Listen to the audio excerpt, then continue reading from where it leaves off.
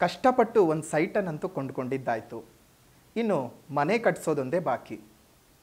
ಲೇಬರ್ನ ಎಲ್ಲಿಂದ ಕರ್ಕೊಂಡು ಬರಬೇಕು, ಪಾಯದ ಕಲ್ಲುಗಳನ್ನು ಎಲ್ಲಿಂದ ತಂದು ಹಾಕಬೇಕು, ಮರಳನ್ನು ಯಾವ ಕಂಪನಿಯಿಂದ ತರಿಸಬೇಕು, ಸಿಮೆಂಟ್ ಅಂತೂ ಈಗ ಪೂರ್ತಿ ಕಲಬೆರಕೆ ಆಗಿ ಕೂತಿದೆ. ಯಾರನ್ನು ನಂಬಬೇಕು, ಯಾರನ್ನು ಬಿಡಬೇಕು ಅನ್ನುವಂತಹ ಗೊಂದಲದಲ್ಲಿ ನೀವಿದ್ದೀರಾ? ಮನೆ ಕಟ್ಸೋಕ್ಕೋಸ್ಕರ ಒದ್ದಾಡಿ ಆ ಕಂಪನಿ ಈ ಕಂಪನಿ, ಅವ್ರ ಕೊಟೇಶನ್ನು ಇವ್ರ ಕೊಟೇಶನ್ ಅಂತ ಎಲ್ಲ ನೋಡಿ ತಲೆ ಕೆಟ್ಟು ಹೋಗಿದ್ಯಾ? ಖಂಡಿತ ತಲೆ ಕೆಡಿಸ್ಕೊಳ್ಳುವಂಥ ಅವಶ್ಯಕತೆಯೇ ಇಲ್ಲ. ನಿಮ್ಮ ಕೈಗೆಟಕುವ ದರದಲ್ಲಿ ಅತಿ ಗುಣಮಟ್ಟವನ್ನು ಹೊಂದಿರುವಂತಹ ಎಲ್ಲ ಉಪಕರಣಗಳನ್ನು ಉಪಯೋಗಿಸಿ ನಿಮ್ಮ ಕನಸಿನ ಮನೆಯನ್ನು ಕಟ್ಟಿ ನಿಮ್ಮ ಕೈಗೆ ಕೊಡ್ತಾರೆ. ಪಾಯದಿಂದ ಹಿಡಿದು ಗೃಹ ಪ್ರವೇಶದವರೆಗೂ ಬೇಕಾಗಿರುವಂತಹ ಸಕಲ ಸೌಲಭ್ಯವನ್ನು ಇದೊಂದೇ ಕಂಪನಿಯವರು ಒಂದೇ ರೂಫಿನ ಕೆಳಗಡೆ ನಿಮಗೆ ಒದಗಿಸ್ತಾ ಇದ್ದಾರೆ. ಆಶ್ಚರ್ಯ ಆಗ್ತಿದೆ ಅಲ್ವಾ? ಏನಪ್ಪ, ಪಾಯದಿಂದ ಹಿಡಿದು ಆರ್ಕಿಟೆಕ್ಟ್ ವಿಚಾರ ಆಗಿರಬಹುದು, ಫರ್ನಿಚರ್ ವಿಚಾರ ಆಗಬಹುದು, ಎಲ್ಲನೂ ನಮ್ಗೆ ಇದು ಮಾಡಿಕೊಡ್ತಾ ಇದ್ದಾರೆ. ಯಾರು ಕಂಪನಿ, ಎಲ್ಲಿದೆ ಅಂತ ಕೇಳ್ತಾ ಇದ್ದೀರಾ? ನಮ್ಮ ಬೆಂಗಳೂರಿನ ರಾಜಾಜಿನಗರದಲ್ಲಿರುವಂತಹ KMI ಕನ್ಸ್ಟ್ರಕ್ಷನ್ಸ್ ಕಂಪನಿಯವರು ಒಂದೇ ಸೂರಿನ ಅಡಿಯಲ್ಲಿ ನಿಮ್ಮ ಕನಸಿನ ಮನೆಯನ್ನು ಸಿದ್ಧ ಮಾಡಿಕೊಡ್ತಾರೆ. ಇನ್ನಷ್ಟು ಹೆಚ್ಚಿನ ಮಾಹಿತಿಗಳು ಬೇಕಾದರೆ ಇಲ್ಲೇ ಇರುವಂತಹ ಫೋನ್ ನಂಬರ್ಗೆ ಫೋನ್ ಮಾಡಿ, ನಿಮಗೆಲ್ಲ ಮಾಹಿತಿ ಸಿಗುತ್ತೆ. ಪ್ರೀತಿಯ ವೀಕ್ಷಕರಿಗೆ ಶಂಕರಾನಂದ ಟಿವಿಗೆ ಸ್ವಾಗತ ಸುಸ್ವಾಗತ. ಇವತ್ತಿನ ವಿಡಿಯೋನಲ್ಲಿ ಈ ತಿಂಗಳ ಮಾಸ ಭವಿಷ್ಯ ಹೇಗಿದೆ ಅಂತ ತಿಳ್ಕೊಳ್ಳೋಣ. ಅದಕ್ಕಿಂತ ಮುಂಚಿತವಾಗಿ ಯಾರಾದರೂ ಶಂಕರಾನಂದ ಟಿವಿ ಯೂಟ್ಯೂಬ್ ವಾಹಿನಿಯನ್ನು ಸಬ್ಸ್ಕ್ರೈಬ್ ಮಾಡಿಲ್ಲ ಅಂದರೆ ಸಬ್ಸ್ಕ್ರೈಬ್ ಮಾಡ್ಕೊಳ್ಳಿ. ಇನ್ಸ್ಟಾಗ್ರಾಮ್ ಪೇಜ್, ಫೇಸ್ಬುಕ್ ಪೇಜ್ನ ಫಾಲೋ ಮಾಡ್ತಾ ಇಲ್ಲ ಅಂದರೆ ಫಾಲೋ ಮಾಡಿ. ಅದರಿಂದ ನೆಕ್ಸ್ಟ್ ಅಪ್ಲೋಡ್ ಮಾಡುವಂತಹ ವಿಡಿಯೋಗಳು ನಿಮಗೆ ನೋಟಿಫಿಕೇಷನ್ ಮುಖಾಂತರ ಬಂದು ತಲುಪತ್ತೆ. ಹೊಸ ಮಾಹಿತಿಗಳನ್ನು ತಿಳ್ಕೊಳ್ಳೋದಕ್ಕೆ ಸಾಧ್ಯವಾಗುತ್ತೆ ಅಂತ ತಿಳಿಸ್ತಾ, ಸೆಪ್ಟೆಂಬರ್ ತಿಂಗಳಲ್ಲಿ ಬದಲಾವಣೆ ಆಗ್ತಾ ಇರುವಂತಹ ಗ್ರಹಗಳ ಬಗ್ಗೆ ಮಾಹಿತಿಯನ್ನು ತಿಳ್ಕೊಳ್ಳೋಣ. ಆ ಬದಲಾವಣೆ ಆಗ್ತಾ ಇರುವಂತಹ ಗ್ರಹಗಳು ನಿಮ್ಮ ಬದುಕಿನಲ್ಲಿ ಯಾವ ರೀತಿಯ ಶುಭ ಅಥವಾ ಅಶುಭದ ಫಲಗಳನ್ನು ಕೊಡಬಹುದು ಅನ್ನೋದನ್ನು ಸಹ ನೋಡೋಣ. ಇನ್ನು 13ನೇ ತಾರೀಕು 9ನೇ ತಿಂಗಳು 2025ಕ್ಕೆ ತುಲಾರಾಶಿಗೆ ಕುಜನು ಪ್ರವೇಶ ಮಾಡ್ತಾ ಇದ್ದಾನೆ. ಇನ್ನು 14ನೇ ತಾರೀಕು 9ನೇ ತಿಂಗಳು 2025ಕ್ಕೆ ಸಿಂಹರಾಶಿಗೆ ಶುಕ್ರ ಪ್ರವೇಶ ಮಾಡ್ತಾ ಇದ್ದಾನೆ. 15ನೇ ತಾರೀಕು 9ನೇ ತಿಂಗಳು 2025ಕ್ಕೆ ಕನ್ಯಾ ರಾಶಿಗೆ ಬುಧ ಪ್ರವೇಶ ಮಾಡ್ತಾ ಇದ್ದಾನೆ. 17ನೇ ತಾರೀಕು 9ನೇ ತಿಂಗಳು 2025ಕ್ಕೆ ರವಿಯು ಕನ್ಯಾ ರಾಶಿಗೆ ಸಂಕ್ರಮಣ ಮಾಡ್ತಾ ಇದ್ದಾನೆ. ಸೆಪ್ಟೆಂಬರ್ ತಿಂಗಳ ಮಾಸ ವಿಶೇಷತೆ ಏನು ಅಂತ ನೋಡೋದಾಯಿತು ಅಂತ ಹೇಳಿದ್ರೆ, ನೋಡಿ, ಸೆಪ್ಟೆಂಬರ್ನಲ್ಲಿ ಒಂದಲ್ಲ ಎರಡಲ್ಲ ಹಲವು ವಿಶೇಷಗಳು ಇರ್ತಕ್ಕಂಥದ್ದು. ಗಣಪತಿ ಹಬ್ಬವನ್ನು ಮುಗಿಸ್ಕೊಂಡು ಒಂದು ಸ್ವಲ್ಪ ದಿನಗಳಾಗಿರುತ್ತೆ. ಅಷ್ಟೊತ್ತಿಗೆ ಶುರುವಾಗ್ಬಿಡತ್ತೆ ನಮಗೆ ಅನಂತ ಪದ್ಮನಾಭ ವ್ರತ 6ನೇ ತಾರೀಕು. ಅದೇ ರೀತಿಯಾಗಿ 7ನೇ ತಾರೀಕು ಅನಂತನ ಹುಣ್ಣಿಮೆ, ಜೊತೆಗೆ ರಾಹು ಜಯಂತಿಯನ್ನು ಸಹ ನಾವು ಮಾಡ್ತೀವಿ. ಇನ್ನು 8ನೇ ತಾರೀಕು ಪಕ್ಷಾರಂಭ, ಪಿತೃಪಕ್ಷದ ಆರಂಭ. ಪಿತೃಪಕ್ಷವನ್ನು ನೀವು ಹೇಗೆ ಮಾಡಬೇಕು, ಯಾವ ರೀತಿಯಾಗಿ ಮಾಡೋದ್ರಿಂದ ಏನು ಅನುಕೂಲ ಮತ್ತು ಪಿತೃಪಕ್ಷದ ಮಹತ್ವಗಳೇನು ಅನ್ನೋದನ್ನು ಮುಂದಿನ ಒಂದು ಸಂಚಿಕೆಗಳಲ್ಲಿ ವಿಡಿಯೋಗಳಲ್ಲಿ ನಾನು ತಿಳಿಸ್ಕೊಡ್ತಾ ಹೋಗ್ತೇನೆ. ಅದನ್ನು ಸಹ ತಪ್ಪದೆ ನೋಡಿ. ಇನ್ನು ಈ ಒಂದು ಸಂದರ್ಭದಲ್ಲಿ ಸೆಪ್ಟೆಂಬರ್ನಲ್ಲಿ ಇನ್ನು 10ನೇ ತಾರೀಕು ಸಂಕಷ್ಟಹರ ಚತುರ್ಥಿ ಇರ್ತಕ್ಕಂತಹದ್ದು. 14ನೇ ತಾರೀಕು 9ನೇ ತಿಂಗಳು ಇರುವಂತಹದ್ದು ಕೃಷ್ಣ ಜಯಂತಿ. ಇಲ್ಲಿ ಎರಡೆರಡು ರೀತಿಯಲ್ಲಿ ಒಂದು ಕೃಷ್ಣ ಜಯಂತಿಯನ್ನು ಮಾಡ್ತಾರೆ. ಒಂದು ಭದ್ರ ಮಾಸದಲ್ಲಿ ಅಂದರೆ ಭಾದ್ರಪದ ಮಾಸದಲ್ಲಿ ಮತ್ತು ಶ್ರಾವಣ ಮಾಸದಲ್ಲಿ. ಉತ್ತರ ಭಾರತದಲ್ಲಿ ಆಲ್ಮೋಸ್ಟ್ ಭದ್ರ ಮಾಸದಲ್ಲಿ ಅಂದರೆ ಭಾದ್ರಪದ ಮಾಸದಲ್ಲಿ ಮಾಡ್ತಕ್ಕಂಥದ್ದು. ಇನ್ನು ನಾವು ಶ್ರಾವಣ ಮಾಸದಲ್ಲಿ ಇಲ್ಲಿ ಸೌತ್ ಇಂಡಿಯನ್ಸ್ ತುಂಬ ಜನ ಮಾಡ್ತಾರೆ. ಆದರೆ ಕೃಷ್ಣನ ಒಂದು ಜನ್ಮ ಯಾವಾಗ ಆಗಿತ್ತು ಅಂದರೆ ಅದು ಭಾದ್ರಪದ ಮಾಸವೇ ಹೊರತು ಬೇರೆ ಇನ್ಯಾವುದೇ ಶ್ರಾವಣ ಮಾಸ ಅಲ್ಲ. ಆದರೆ ಅದು ಯಾವಾಗ ಪದ್ಧತಿಯನ್ನು ಬದಲಾವಣೆ ಮಾಡಿಕೊಂಡು ಅದು ಯಾವಾಗ ಈ ರೀತಿಯಾದಂಥ ಆಚರಣೆಗಳನ್ನು ಮಾಡ್ಕೊಂಡು ಬರ್ತಾ ಇದ್ದಾರೆ ಅನ್ನುವಂಥದ್ದು ಖಂಡಿತವಾಗಿಯೂ ಕೆಲವೊಮ್ಮೆ ಗೊತ್ತೇ ಆಗೋದಿಲ್ಲ. ಯಾವಾಗ ಭಾದ್ರಪದ ಮಾಸದ ಕೃಷ್ಣ ಪಕ್ಷದ ಅಷ್ಟಮಿ ತಿಥಿ ಜೊತೆಗೆ ಮಧ್ಯರಾತ್ರಿ ರೋಹಿಣಿ ನಕ್ಷತ್ರ ಬಂದಾಗ ಕೃಷ್ಣನ ಜನನವಾಗುತ್ತೆ. ಆ ಮಧ್ಯರಾತ್ರಿ ರೋಹಿಣಿ ನಕ್ಷತ್ರ ಬಂದಾಗ ಆ ಒಂದು ದಿನವನ್ನು ಕೃಷ್ಣ ಜಯಂತಿ ಅಂತ ಕರಿತೀವಿ. ಕೆಲವೊಮ್ಮೆ ನಕ್ಷತ್ರ ಬರೋದಿಲ್ಲ, ಬರೀ ತಿಥಿ ಮಾತ್ರವಿರುತ್ತೆ. ಕೃಷ್ಣ ಪಕ್ಷದ ಅಷ್ಟಮಿ ತಿಥಿ, ಆಗ ಕೃಷ್ಣ ಜನ್ಮಾಷ್ಟಮಿ. ಜಯಂತಿಗೂ ಮತ್ತು ಕೃಷ್ಣ ಜನ್ಮಾಷ್ಟಮಿಗೂ ವ್ಯತ್ಯಾಸ ಇಷ್ಟೇ. ನಕ್ಷತ್ರ ಸಮೇತ ಬಂದರೆ ಜಯಂತಿ, ನಕ್ಷತ್ರ ಬರದೆ ಬರೀ ತಿಥಿ ಮಾತ್ರ ಬಂತ ಅದು ಅಷ್ಟಮಿ. ಅಂದರೆ ಹುಟ್ಟಿದ ಹಬ್ಬ ಅಂತ ಆಚರಣೆ ಮಾಡ್ಕೊಳ್ತಕ್ಕಂಥದ್ದು.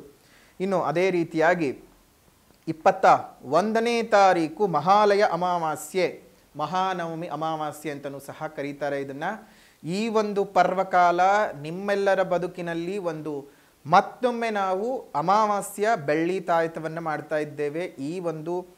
ಈ ಮಹಾಲಯ ಅಮಾವಾಸ್ಯೆ ಅನ್ನುವಂಥದ್ದೇನಿದೆಯಲ್ಲ, ಬಹಳ ಘನಘೋರವಾದ ಅಮಾವಾಸ್ಯೆಗಳಲ್ಲಿ ಇದು ಸಹ ಬಹಳ ಪ್ರಾಮುಖ್ಯತೆಯನ್ನು ಪಡ್ಕೊಳ್ತಕ್ಕಂಥದ್ದು. ಇಲ್ಲಿರುವಂತಹ ಈ ಅಮಾವಾಸ್ಯೆ ಎಷ್ಟು ಶಕ್ತಿಶಾಲಿ ಅಂತ ಹೇಳಿದರೆ ಎರಡೂ ರೀತಿಯಲ್ಲೂ ಸಹ ಉಪಯೋಗಕ್ಕೆ ಬರುತ್ತೆ. ಸಾತ್ವಿಕದ ಉಪಾಸನೆಗಳಿಗೂ ಮತ್ತು ತಾಮಸಿಕದ ಉಪಾಸನೆಗಳಿಗೂ ನೀವು ಯಾವ ರೀತಿಯಾಗಿ ಈ ಅಮಾವಾಸ್ಯೆಯನ್ನು ಉಪಯೋಗಿಸಿಕೊಳ್ತೀರೋ ಆ ರೀತಿಯಾದ ಫಲಗಳನ್ನು ಅದು ಕೊಡುತ್ತೆ.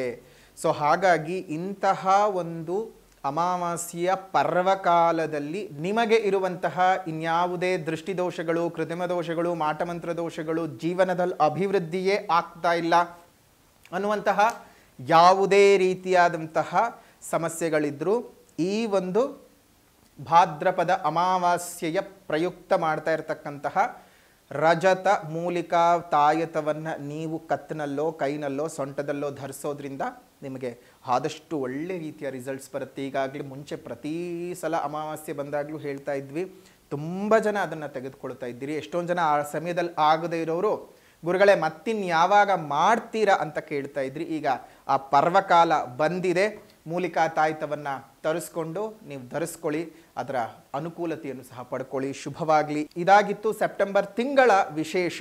ಇನ್ನು ಮಾಸ ಭವಿಷ್ಯ ಹೇಗಿದೆ ಅನ್ನೋದನ್ನ ಈಗ ಗಮನಿಸೋಣ. ಕರ್ಕಾಟಕ ರಾಶಿಯವರ ಸೆಪ್ಟೆಂಬರ್ ತಿಂಗಳ ಮಾಸ ಭವಿಷ್ಯವನ್ನ ಗಮನಿಸೋದಾಯ್ತು ಅಂತ ಹೇಳಿದ್ರೆ, ಸೆಪ್ಟೆಂಬರ್ನ ತಿಂಗಳಲ್ಲಿ ಇವರಿಗಿರುವಂತಹ ಶುಭ ಅಶುಭದ ಫಲಾನುಫಲಗಳ ತುಲನೆಯನ್ನು ಈಗ ಮಾಡೋಣ. ಇನ್ನೇನು ಪ್ರಮೋಷನ್ ಆಗಬೇಕು, ಎಲ್ಲ ರೆಡಿ ಇರುತ್ತೆ, ಬಟ್ ನಿಮಗೆ ಲೆಟರ್ ಕೊಡೋದಿಲ್ಲ. ಟ್ರಾನ್ಸ್ಫರ್ ಆಗುತ್ತೆ, ಕೊಡ್ತೀವಿ ಅಂತ ಮಾತು ಕೊಡ್ತಾರೆ, ಟ್ರಾನ್ಸ್ಫರ್ ಆಗಬೇಕು, ನಿಂತು ಹೋಗ್ಬಿಡುತ್ತೆ. ಭತ್ಯೆ ಹೆಚ್ಚಳ ಮಾಡ್ತೀವಿ, ಸಂಬಳ ಹೆಚ್ಚಿಗೆ ಆಗುತ್ತೆ ಈ ತಿಂಗಳಿಂದ ಅಂತಾರೆ, ಈ ತಿಂಗಳು ಬರುತ್ತೆ ಅಂತ ಅನ್ಕೋತೀರಿ, ಸ್ಟಾಪ್ ಆಗುತ್ತೆ, ಮುಂದಿನ ತಿಂಗಳಿಗೆ ಹೋಗುತ್ತೆ. ಹೀಗೆ ಒಂದಲ್ಲ ಎರಡಲ್ಲ ಅನೇಕ ರೀತಿಯಾಗಿರತಕ್ಕಂತಹ ಸಮಸ್ಯೆಗಳನ್ನು ಈ ತಿಂಗಳಲ್ಲಿ ಕರ್ಕಾಟಕ ರಾಶಿಯವರು ಎದುರಿಸಬೇಕಾಗತ್ತೆ. ನೀವು ಅಂದ್ಕೊಳ್ಳೋದು ಆಗೋದು ಇನ್ನೊಂದು, ಯಾವುದರಲ್ಲೂ ಅಭಿವೃದ್ಧಿ ಅನ್ನೋದನ್ನು ನೋಡೋದಿಲ್ಲ. ಜೊತೆಗೆ ನಿಮಗೆ ಶನಿ ದೃಷ್ಟಿಯು ನಿಮಗೆ ಲಾಭಸ್ಥಾನದ ಮೇಲೆ ಬರ್ತಾ ಇದೆ. ಬರುವಂತಹ ಹಣಕಾಸಿನ ವಿಚಾರಗಳು ಬಹಳ ಕಡಿಮೆ ಆಗಿ ಹೋಗ್ಬಿಡತ್ತೆ. ನಿಮಗೆ ಸರಿಯಾದ ಟೈಮ್ಗೇನು ಬರೋದಿಲ್ಲ, ಯಾವುದರಲ್ಲೂ ಅಂದ್ಕೊಂಡಂತಹ ರೀತಿನಲ್ಲಿ ಆಗೋದಿಲ್ಲ. ಸೊ ಎಲ್ಲೋ ಒಂದು ಕಡೆ ಸಿಕ್ಕಾಕೊಂಡ್ಬಿಡ್ತೀರಾ, ಎಲ್ಲೋ ಒಂದು ಕಡೆ ಸಿಕ್ಕಾಕೊಂಡು ಒದ್ದಾಡುವಂತಹ ಪರಿಸ್ಥಿತಿ ಬಂದ್ಬಿಡತ್ತೆ. ಯಾವುದರಲ್ಲೂ ನೀವು ಅಂದ್ಕೊಂಡಿರೋ ರೀತಿಯಲ್ಲಿ ಯೋಜನೆಗಳನ್ನು ರೂಪಣೆ ಮಾಡ್ಕೊಳ್ಳೋದಕ್ಕಾಗಲ್ಲ. ಎಲ್ಲ ಪೇಪರ್ ವರ್ಕ್ ಆಗತ್ತೆ ಹೊರತು ಪ್ರಾಪರ್ ವರ್ಕ್ ಏನೂ ಮಾಡೋಕ್ಕೆ ಸಾಧ್ಯ ಆಗೋದಿಲ್ಲ. ಪೇಪರ್ನಲ್ಲಿದ್ದೇನು ಪ್ರಯೋಜನ ಅಲ್ವಾ? ಕೆಲವೊಂದು ಸಲ ಕೆಲಸಗಳು ಕ್ರಿಯೆಗಳು ನಡಿಬೇಕು, ನಡೆದಾಗ್ಲೇ ಅಲ್ವಾ ಆಗುವಂಥದ್ದು.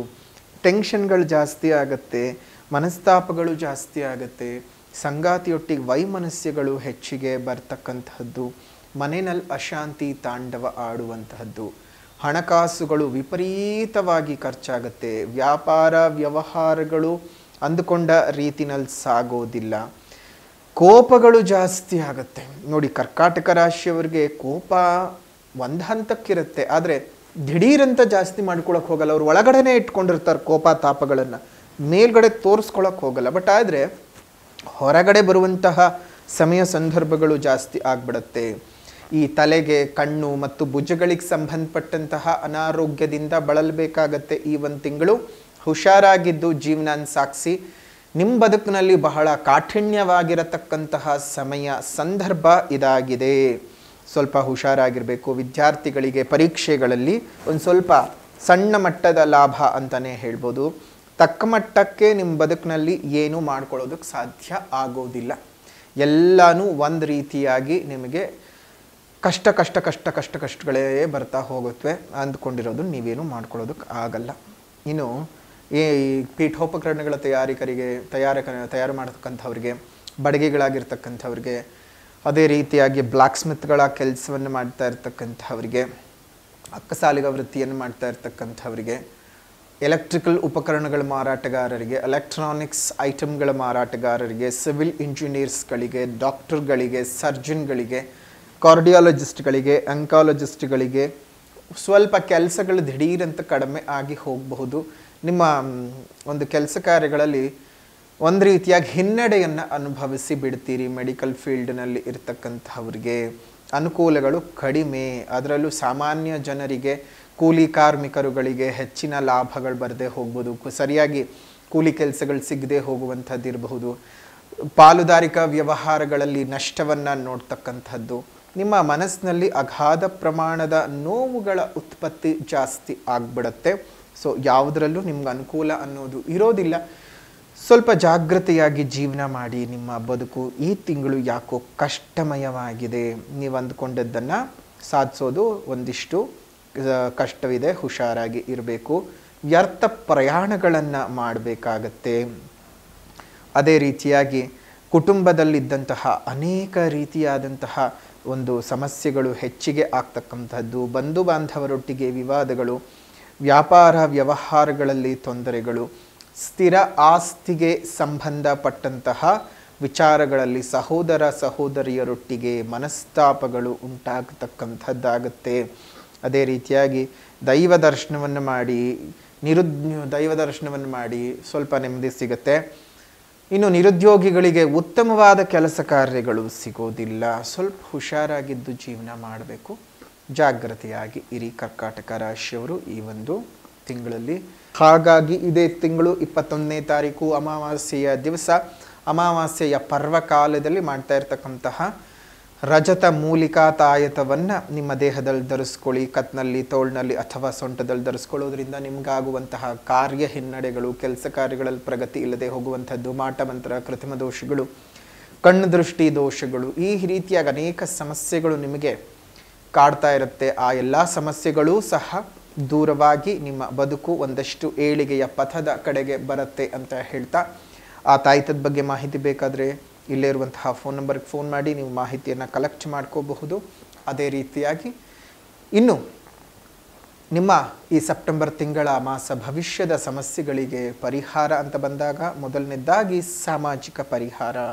ಪ್ರಕೃತಿಯನ್ನು ಉಳಿಸಿ, ಪ್ರಕೃತಿಯನ್ನು ಬೆಳೆಸಿ, ಇನ್ನಿತರ ಜೀವ ಜಂತುಗಳಿಗೆ ಒಂದಿಷ್ಟು ಆಸರೆಯಾಗಿರಿ. ಸಾಧ್ಯವಾದ ಕಡೆ ಗಿಡಗಳನ್ನು ನೆಟ್ಟು ಪೋಷಣೆ ಮಾಡಿ. ಈಗಾಗಲೇ ಇರುವಂತಹ ಮರಗಳನ್ನು ನಾವು ಕಾಪಾಡಿಕೊಳ್ಳೋಣ.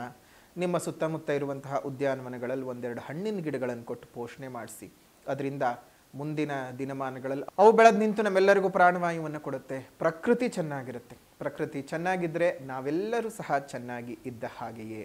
ಈ ಸಣ್ಣ ಕೆಲಸವನ್ನು ಮಾಡಿ. ಶುಭವಾಗಲಿ ನಿಮಗೆ. ಸಾಮಾಜಿಕ ಪರಿಹಾರದ ನಂತರದಲ್ಲಿ ಆಧ್ಯಾತ್ಮಿಕ ಪರಿಹಾರ. ಆಧ್ಯಾತ್ಮಿಕ ಪರಿಹಾರ ಅಂತ ಹೇಳಿದ್ರೆ ಪಾರ್ವತಿ ಸ್ತೋತ್ರದ ಪಠಣವನ್ನು ಪ್ರತಿನಿತ್ಯ 2 ಬಾರಿ ಮಾಡ್ತಾ ಬನ್ನಿ. ಬೆಳಗ್ಗೆ ಸಂಜೆ, ಬೆಳಗ್ಗೆ ಸಂಜೆ.